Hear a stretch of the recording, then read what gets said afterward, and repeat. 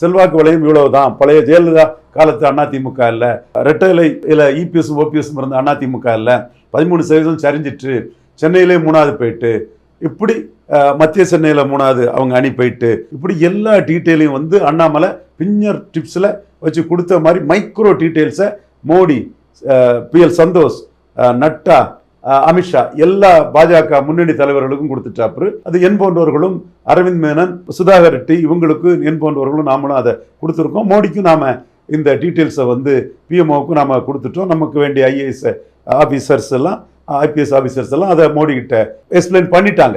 இது பழைய செல்வாக்கில் இல்லை எடப்பாடி பழனிசாமின்னு. அப்போ என்ன பார்க்குறாங்கன்னா, ஓபிஎஸ் போனதுனால 13% ஓட்டு அடி வாங்கிட்டு, இந்த 13% ஓட்டு நாளைக்கு சட்டமன்ற தேர்தலில் என்டிஏக்கு வராமல் போச்சுன்னா என்டிஏ இங்கே படுதோல்வி அடையும். அதனால ஓபிஎஸ் ஒரு முக்கியமானவர். அவர் ராமநாதபுரத்தில் 1% தான் எடுத்திருக்கலாம், 1% கூட எடுக்கல.